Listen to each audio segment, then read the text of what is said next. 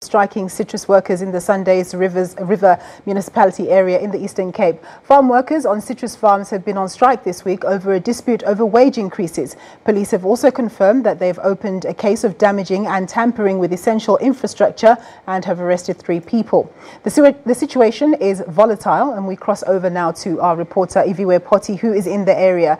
Iviwe, you've been keeping us up to date with this story and you moved location. Where are you now and what's happening?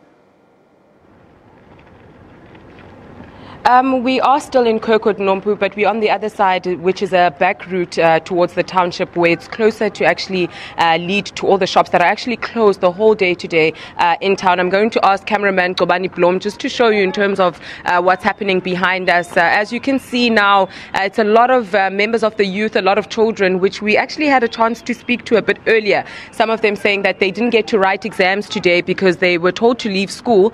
However, now that they've made their way back into the township, you see a lot of them with also young youths that are throwing stones at police officers who are using rubber bullets and tear gas to disperse the crowds. So far, 3 have been arrested from this morning's protest action and throwing of stones. It's been a very volatile day here in Kirkwood. We do know that in Addo, the community members there have met at a stadium where they'll be waiting for the MEC, whom earlier was actually forced out of the township of Kirkwood, who is actually now in a meeting with the employers that work in this area, that own the farms, to see in terms of what can they as local government do to maybe fast track where they are stuck in terms of the negotiations, with the employer offering 8% increase and the employee wanting a 13% increase, pushing them up to 20 Rand an hour.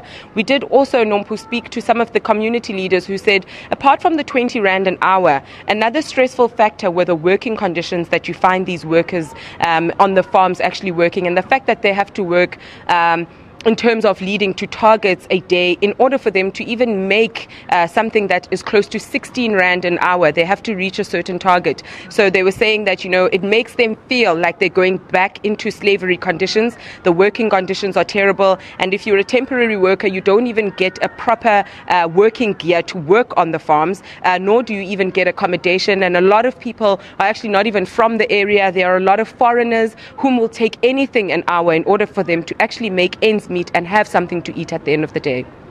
And Iviwe, in terms of the loss to the industry, to the citrus sector right now, how much has the strike cost so far?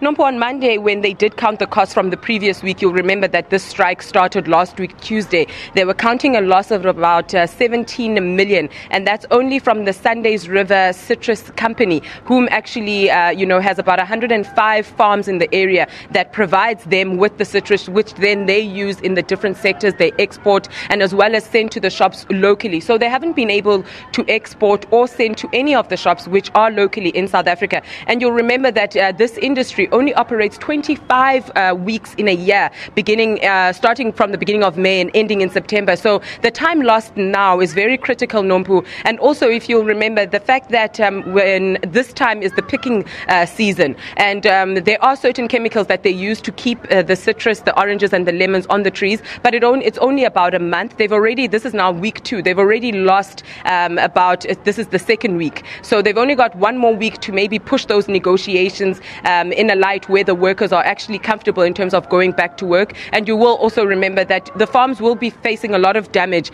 because of the torchings from last night, and obviously not being able to pick from last week up until now.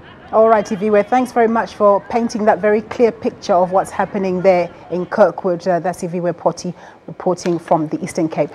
Members of Parliament's Justice Portfolio Committee are not impressed with Public Protector